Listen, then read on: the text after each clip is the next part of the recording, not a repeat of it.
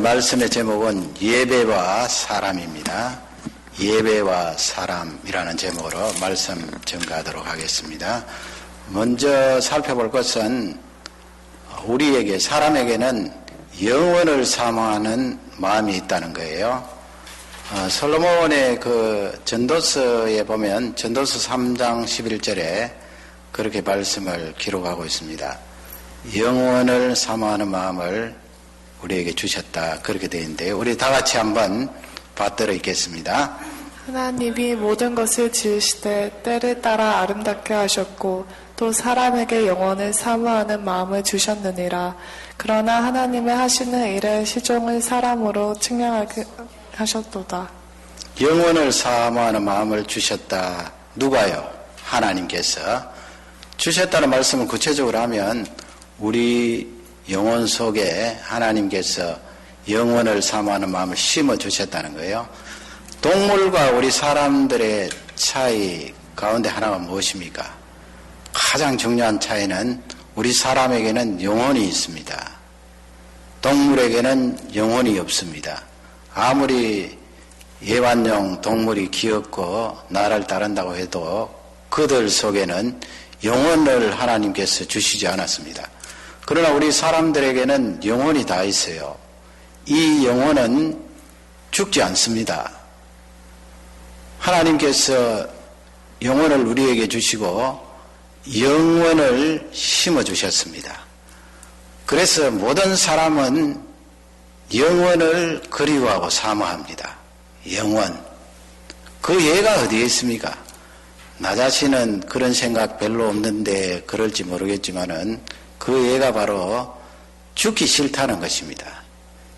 죄가 이 세상에 들어와서 우리에게 죽음이 찾아왔는데 원래는 하나님께서 사람을 만드실 때 죽음을 체험하지 않도록 만드셨잖아요. 그러나 죽음이 찾아오니까 우리 사람에게 있는 것은 영원히 살고 싶다는 거예요. 죽기 싫다는 것입니다.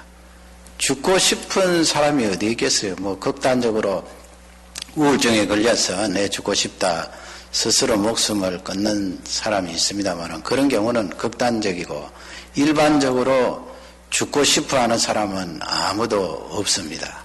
참 재밌는 것은요, 열왕기상 1장 31절 보면은 다윗의 아내 가운데 밧세바라는 여인 아시죠? 이 밧세바가 자기 아들 솔로몬이 임금의 자리에 오르기 위해서 다윗에게 나아갑니다. 그때 당시 다윗의 나이가 70이에요. 70세 때 세상을 떠났는데 세상 떠나기 얼마 전에 이 밧세바가 남편 다윗에게 나아가서 이야기를 하는데 그때 첫 번째 다윗에게 무릎을 꿇고 절을 하면서 했던 말이 무엇인가 하면 무엇이겠습니까?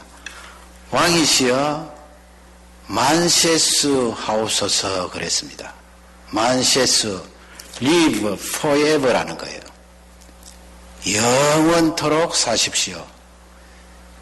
이미 다윗이 나이가 많아서 늙어서 세상을 떠날 때가 다 되었음을 사람들이 알고 있습니다. 그러기에 위기를 인식한 사람들이 그 다음에 왕을 누가 세울 것인가 내다보면서 다윗 앞에 나아가는데 밧세바가 나아갔어요. 그 죽을 때가 다 된 남편에게 한 말이 바로 영원토록 사십시오. 물론 왕에게 그렇게 일반적이고 피상적인 인사를 모두 다 합니다마는 좀 우습잖아요, 여러분. 조금 있으면 죽을 텐데 그를 향해서 영원토록 사십시오. 만세수 하십시오. 그건 밧세바뿐만 아니고 죽음 앞에 다다른 다윗 역시도 죽는 것보다는 영원히 살고 싶은 마음이 많다는 것을 우리에게 알려주고 있습니다. 왜 죽기를 싫어하고 영원히 살고 싶은가? 그건 하나님께서 우리에게 영원을 심어주셨고요. 영원을 심어주셨다는 말씀은 우리의 이 존재가 영원히 있는 그곳에 들어갈 수 있음을 우리에게 말씀해 주고 있습니다. 영원이라는 것이 있다는 거예요. 죽으면 끝이 아니고요. 우리가 물리적으로 볼 수 있는 이 우주도 불과 우리 눈으로는 얼마밖에 보지 못합니다만은 사실 무한대잖아요. 거리를 어떻게 측정해요? 물리적으로 보는 이 우주도 무한대인데 그 영혼이 없을까요? 영혼이 없다면 영원히 살고 싶은 마음이 우리에게 없을 거예요. 그러니 이 말씀은 영원히 있다 하는 것을 우리에게 간접적으로 알려주고 계시는 그런 말씀이고, 더 구체적으로는 전도서의 그 말씀처럼 하나님께서 우리 영혼 속에 영원을 사모하도록 그렇게 심어주셨다는 거예요. 우리 존재는 영원합니다. 이 영혼이 영원히 가기 때문에 그렇습니다. 그럼에도 불구하고 이제 그 영혼이 생명을 가지고 영원히 가느냐, 아니면 불행과 아픔과 고통 속에 영원히 가느냐, 그건 틀림없이 두 갈래로 갈라지는 것입니다. 오늘 이 사마리아 여인 하는데요, 예수님께서 이 여인을 만나서 여러 가지 말씀을 많이 나누시는데 그 말씀을 자세히 관찰해 보면 우리에게 주시는 메시지가 놀랍습니다. 예수님이 이 여인에게 그렇게 말씀하셔요. 우리 13절을 다 같이 읽도록 하겠습니다. 예수께서 대답하여 가라사대 이 물을 먹는 자마다 다시 목마르려니와. 야곱의 우물이라는 그곳에 예수님이 가셨는데 사마리아 여인이 와서 이제 물을 깃고 있는데 예수님께서 물을 달라 그러시면서 여인에게 이야기하는 거예요. 하나님께서 만드신 물, 이 물은 육신이 꼭 필요한 그런 물질 아니에요. 물이 없이는 우리가 살 수가 없습니다. 예수님께서 물을 좀 달라 하시면서 그 여인에게 이 우물에 있는 이 물은 마셔도 또 목마르다. 그렇지 않아요. 한번 마시면 잠시는 갈증이 해소되지만은 계속해서 우리는 물을 마셔줘야 합니다. 특히 그 예수님 사셨던 그곳은 날씨가 더웠기 때문에 물이 절대적으로 필요하겠지요. 갈증이 옵니다. 목마릅니다. 이것과 같이 우리의 영혼도 갈증이 있다는 거예요. 아무리 육신적으로 채우고 또 채우고 가득하다 할지라도 영적으로 느끼는, 정신적으로 느끼는 갈증이 있다는 것입니다. 목이 마르다는 거예요. 그 목마름이 구체적으로 무엇입니까? 죽기 싫다는 거 아니에요? 영원히 살았으면 좋겠다. 그러나 죽음이라는 이 우리 앞에 바짝 다가와 있는 이 내용을 누구라도 회피할 수가 없는 것입니다. 그러니 겉으로 아무리 많이 가지고 있고 나에게 어떤 것을 채워주는 다른 사람이 있다 할지라도 여전히 목마른 거예요. 영혼에 대해서 해결되지 않으면 그 목마름은 끝없이 반복이 된다는 것입니다. 14절 말씀 예수님이 직접 예수님 자신을 말씀하시면서 답을 제시하시죠. 14절을 다 같이 읽겠습니다. 내가 주는 물을 먹는 자는 영원히 목마르지 아니하리니 나의 주는 물은 그 속에서 영생하도록 솟아나는 샘물이 되리라.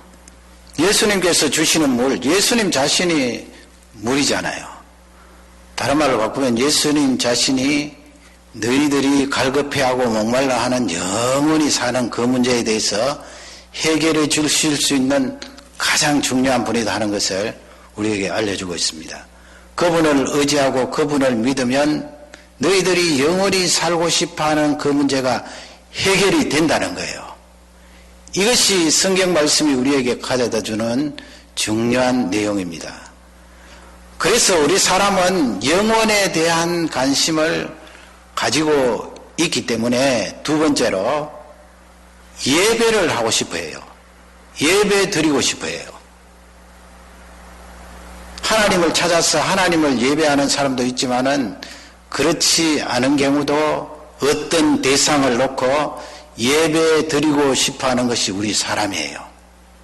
나는 무신론자이기 때문에 어떤 신적인 존재에 대해서는 믿을 수가 없다 말하는 사람도 그 속에는 신이 있답니다. 그 신을 예배합니다. 하나님 없다 말하는 사람 그 속에 자기 자신의 신념이 있을 수 있겠지요. 그 신념을 믿고 예배를 합니다. 그러니 우리 사람은 두 가지 중에 한 가지를 반드시 선택을 해야 됩니다. 누구를 예배할 것인가? 하나님을 예배할 것인가? 아니면 내가 주장하고 따르고 있는 다른 무엇을 예배할 것인가? 하나님 아니면 이쪽이에요.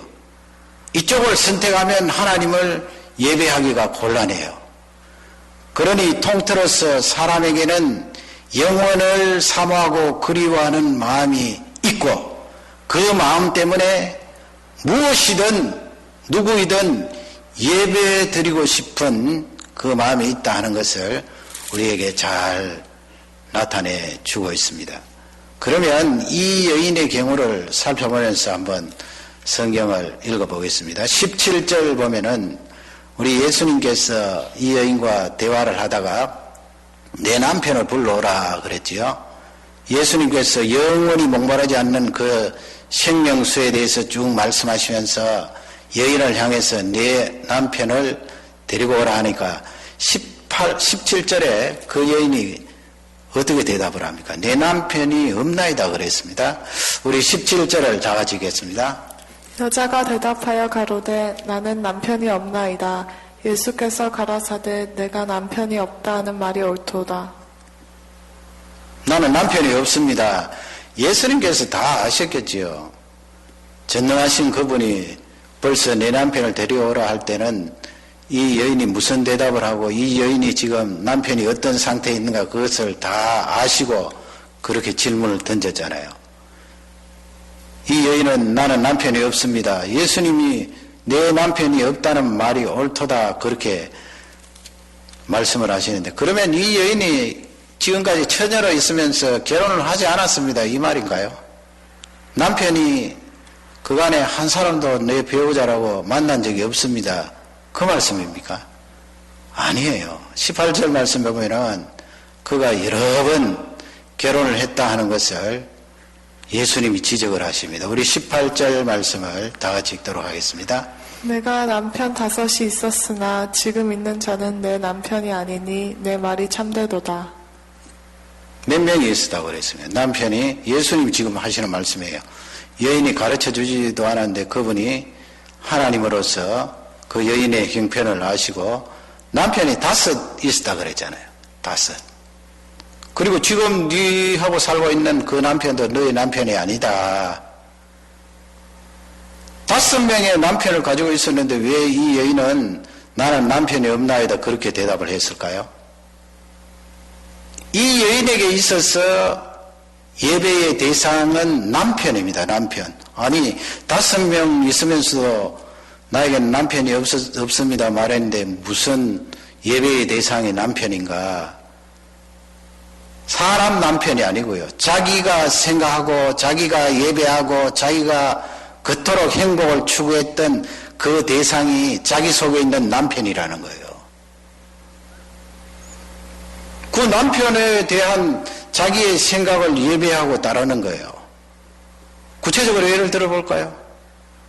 내가 이런 남편을 만나서 결혼하면 나에게 행복을 줄 거야. 내가 그 사람을 신뢰할 수 있을 거야. 그 사람은 나를 향하여서 모든 것을 안겨줄 거야. 내 인생은 이 남편을 만나게 되면 완전히 달라질 거야. 내 인생에 영원히 목마르지 않는 그 대상은 바로 이 남편이야. 그런 남편에 대한 생각을 가지고 남편을 예배했단 말입니다. 첫 번째 배우자를 만나서 결혼을 했는데 결혼해보니까 자기가 예배하는 남편하고 똑같나요? 아니에요. 행복이 없어요. 사람이 사람에게 어떻게 행복을 줍니까? 예수님이 말했잖아요. 우리 목을 축일 수 있는 이 물은 마시고 나면 금방 지나고 나면 목이 말라서 또 마셔야 된다고 말했잖아요. 사람 눈에 보이고 만질 수 있는 그 남편은 나에게 여전히 목마름으로 찾아와요. 아무리 그 남편이 나에게 잘해줘도 목마름으로 찾아오고 하기 때문에 첫 번째 남편과 헤어지고 두 번째 남편은 어떤가? 두 번째 남편과 결혼을 했잖아요. 두 번째 남편도 살아보니까 역시 그 남편도 나에게 행복을 채워주지 못해요. 자기가 예배하고 자기가 생각했던 그 남편과는 달라요. 교회 속에서 목마른 거예요. 세 번째 지나고 네 번째 지나고 다섯 번째까지 왔는데 여전히 목마른 것입니다. 그러기에 예수님 앞에 솔직하게 고백한 거예요. 나는 남편이 없는 사람입니다. 거꾸로 말하면 이 여인에게는 예배의 대상이 있는데 그 예배의 대상은 바로 자기가 만들고 자기가 생각했던 행복의 주체라고 판단했던 남편이라는 거예요. 잘못된 거지요. 여러분, 우리는 하나님을 섬기지 않으면 그냥 아무것도 없는 존재로 살아가는 것이 아니고 우리 속에 예배할 수 있는 그 대상을 찾습니다. 어떤 사람은 눈에 보이는 걸 찾겠지요. 그래서 돌이라도 깎아서 만들어야 돼요. 사람처럼 만들든 동물처럼 만들든 그렇게 깎아놓고 그걸 보고 절을 해야 됩니다. 그리고 내가 당신을 예배하기 때문에 당신이 나에게 축복을 주십시오. 참 사람이 어리석은 거예요. 그러나 그 속에 뚫고 들어가 보면 영원을 사모하는 마음이 있기 때문에 그래요. 내가 영원히 살고 싶은데 내 눈에 보이는 이 돌덩어리 하나라도 만들어 놓고 거기에다가 절을 하고 내 영혼을 사모하는 이 마음을 풀어보겠다는 그런 생각입니다. 어떤 사람은 돈 합니다. 돈이 자기 속에 하나님이 되어서 돈을 예배합니다. 어떤 사람은 권력이죠. 다른 사람 앞에 리더도 해보고 또 거기서 들어오는 여러 가지 이익도 있고 하니까 누가 그걸 놓으려고 그러겠어요. 계속해서 힘을 추구하고 힘을 생각합니다. 권력을 예배하는 거죠. 저는 그 어릴 적에 스포츠, 여러분 스포츠를 우리가 좋아하는 것은 또 스포츠 선수들도 열심히 땀 흘리고 연습을 하고 하면 어느 정도 대가가 드러나잖아요. 물론 뭐 그 스포츠 레퍼리나 저지들 가운데도 죄악성이 있기 때문에 돈을 받는다든지 아니면 다른 엉뚱한 삐뚤 생각을 가지고 판단을 잘못하게 해서 선수들에게 상처를 줍니다마는 원래의 정신은 공정하게 그리고 땀을 많이 흘리고 재능을 갖고 있는 선수가 1등 하도록 그렇게 되어 있는 시스템이기 때문에 우리가 좋아하잖아요. 다른 어떤 부분보다도. 그래서 저는 어릴 적에 이 초등학교 후반기 중등학교 시절에 이 야구를 그때 당시는 뭐 라디오로 들었던 거예요. 고교 야구 같은 거 이렇게 굉장히 제가 좋아했어요. 그래서 선수들 지금은 다 은퇴한 선수들입니다만 감독하고 그랬습니다만 타율이라든지 아니면 도루를 시즌에 몇 개 했다. 뭐 투수 같으면 자책점이 얼마다 하나에 그렇게 외우고 있었어요. 외우려고 외운 것이 아니고요. 워낙 좋아했기 때문에 공부하면서도 라디오 틀어놓고 그 야구 들었다고요. 스포츠를 저도 상당히 좋아했는데 어떨 때는 보면은 그래요. 내가 응원하는 그런 팀이 있잖아요. 뭐 국가대표든 아니면 고교 야구에서 어느 학교를 응원을 하는데 치면은 굉장히 속이 상한 거예요. 그 어떨 때는 하루도 가고 그래요. 그걸 싸기는 하고. 대개는 뭐 실수해서 지는 경우가 많잖아요.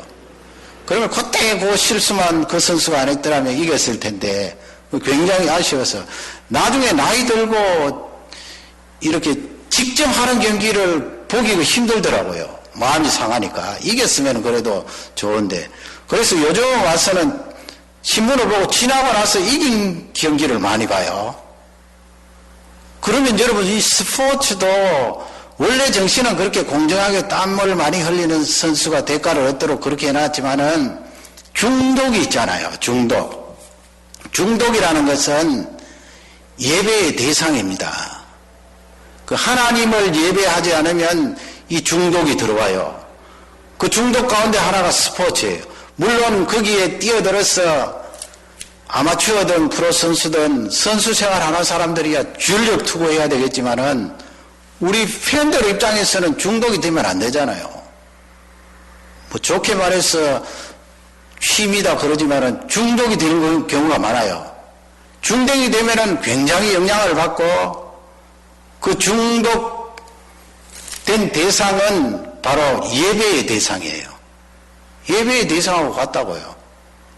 예를 하나 들어볼까요? 1969년도 지금부터 얼마 되지 않았어요. 6월 달에 무슨 일이 일어나는가 하면 그림 하나 보시면 축구장이에요. 물론 저 축구장은 아닌데 여러분 저 정도 규모 되면은 한 8만 명 정도 들어오는 규모예요. 우리가 생각하는 유럽의 축구, 남미의 축구는 거의 다 중독입니다, 여러분. 우리 한국 사람들이 축구 좋아하는 거는 아무것도 아니에요. 저 유럽 사람들, 남미 사람들 좋아하는 거는 거의 중독 수준이에요. 예배의 대상이에요. 그리고 미국의 풋볼, 농구, 야구도 예배의 대상이에요. 예배의 대상이 됩니다. 1969년도 6월 달에 온두라스라는 나라하고 지도 나오죠. 멕시코 위에 미국 아래쪽에 그렇게 있는데, 아니 멕시코 아래쪽에 파나마 위쪽에 그렇게 있는 두 나라예요. 엘살바도르하고 온두라스. 월드컵 축구 예선을 하는데 티켓이 한 장 딱 남았어요. 그래서 홈 어웨이 방식으로 경기를 하잖아요. 먼저 엘살바도르 선수가 온두라스에 와서 경기를 하는데 호텔에서 전날 밤에 자잖아요. 자는데 이 온두라스 축구 팬들이 중독자들이죠. 자기 팀이 이기게 하기 위해서 밤새도록 고함을 지른 거예요. 그리고 선수들이 어떻게 자요? 밤에 잠을 설친 온두라스 선수들이 그 다음날 경기에서 보기 좋게 패했어요. 1대0으로. 그 다음에는 홈 어웨이니까 이 온두라스 선수들이 엘살바도르에 갔습니다. 엘살바도르에 가니까 엘살바도르의 팬들이 가만히 있습니까? 그렇게 해서 당했는데요. 온두라스 선수들 호텔에 가서 똑같이 했다고요.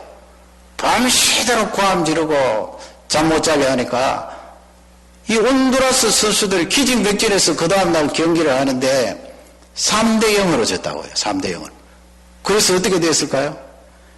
양쪽 나라에서 감정이 격해졌지요. 그 중독된 축구 팬들 때문에. 그러나 남미는 뭐 대부분 그렇다고 보면 돼요. 국민들도. 감정이 격해져서 전쟁이 일어나다. 물론 짧게 일어났어요. 불과 며칠 사이에 끝났지만은 거기서 죽은 사람이 몇 명인 줄 아세요?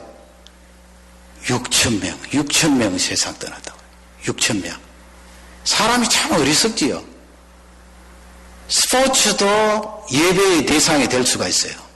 우리 사람은 그럴 수밖에 없어요. 하나님을 예배하지 않으면 그 비어있는 공간에 영원을 사모하는 그 마음이 있기 때문에 다른 무엇을 예배해야 돼요. 돌덩이를 예배하든 축구를 예배하든. 요즘 보면은 그 스마트폰, 우리 성도님들 중에는 그런 분 없습니다만 이렇게 바깥에 나가서 이렇게 잠시 이야기하는데도 어떤 사람은 그걸 쥐고 계속 쪼물락거리는 거예요. 물론 뭐 내하고 이야기하면서 문자를 보내거나 그런 건 아닌데, 근데 그걸 쥐고 계속 내하고 이야기하면서 쪼물락거리고 있는 거예요.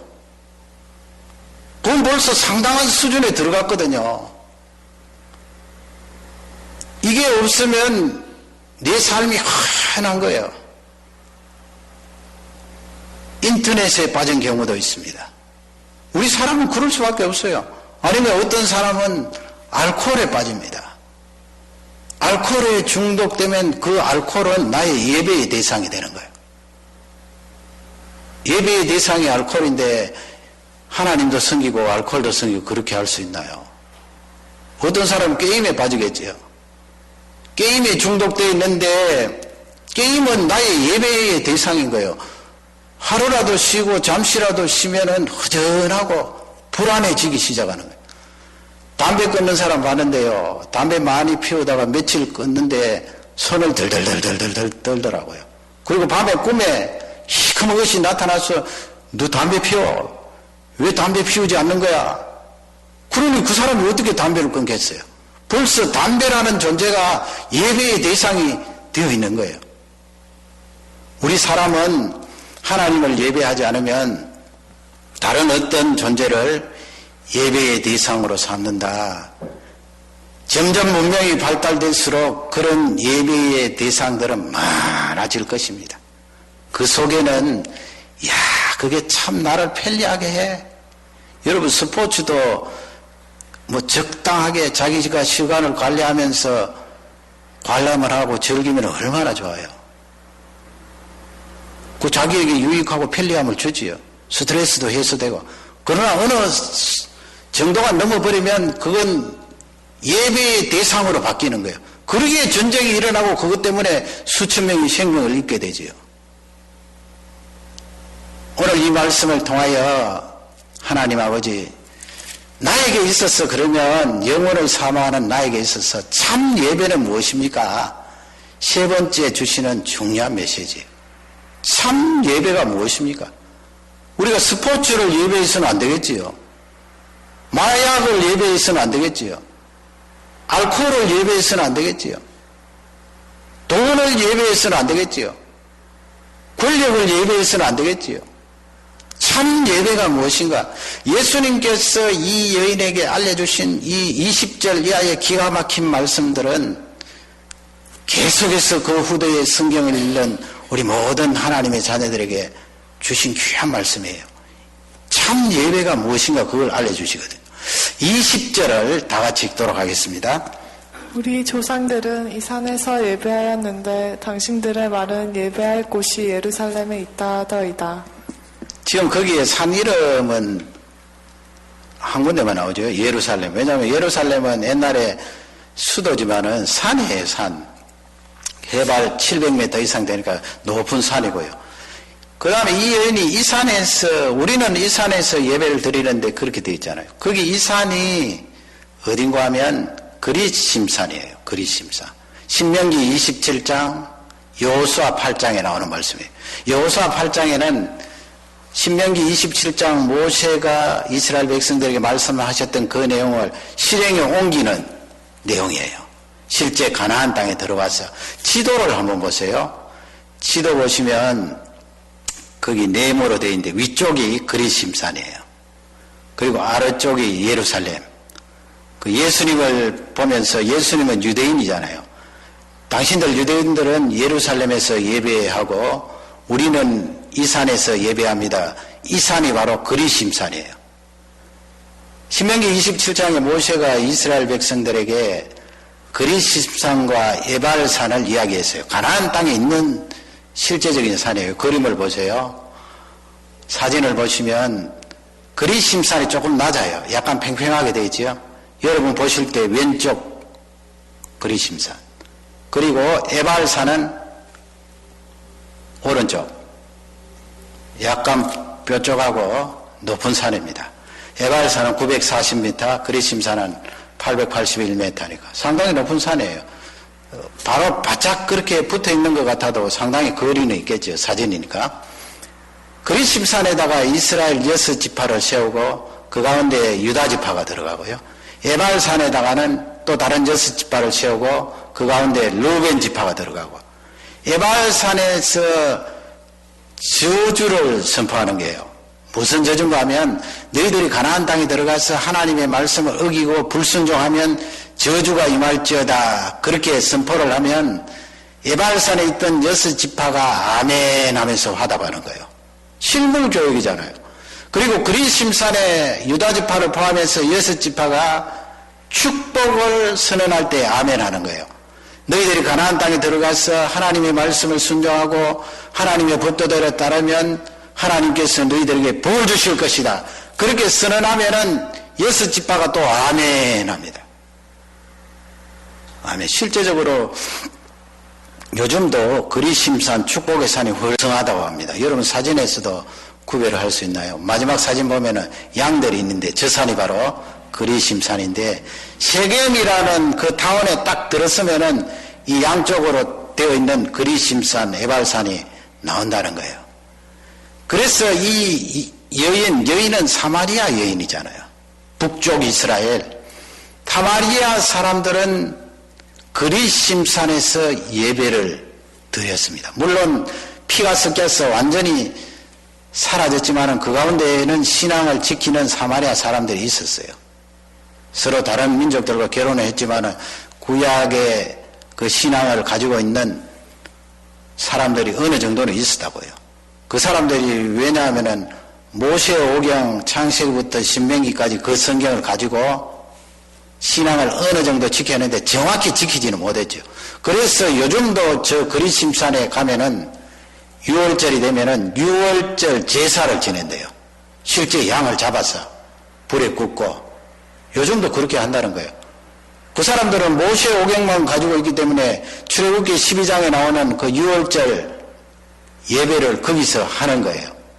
그게 이제 구약시대 지난 일이기 때문에 신약 성경을 비추어 봤을 때는 잘못된 거죠. 그렇게 해서는 안 되죠. 그러니 이 여인이 예수님 앞에 우리는 그리심산에서 예배를 합니다. 지금까지 예배 드리고 있는데 당신들 유대인들은 예루살렘에서 예배한다고 합디다. 여러분 예루살렘에는 뭐가 있나요? 성전이 있잖아요. 솔로몬 성전. 예수님 당시에는 헤롯 성전. 그 성전에서 제사장들이 하나님 앞에 예배를 드리잖아요. 단지 짐승을 잡아서 그 피를 가지고 하나님 앞에 예배를 드립니다. 예수님 오실 때까지 계속 그렇게 예배를 드렸습니다. 그렇게 이 여인이 묻는 거예요. 예배에 대해서. 여러분 이 부분에 예수님께서 확실한 답을 하시기 때문에 우리가 예루살렘에 갈 필요 없잖아요. 예루살렘에 가서 옛날 같으면 예루살렘에 가서 예배를 드려야 된다고요. 18절 말씀을 다 같이 읽겠습니다. 예수께서 가라사대 여자여 내 말을 믿으라. 이 산에서도 말고 예루살렘에서도 말고 너희가 아버지께 예배할 때가 이르리라. 뭐라고 답했습니까? 이 산에서도 말고 그리심산에서도 말고 예루살렘에서도 말고 너희가 예배할 때가 이르렀다.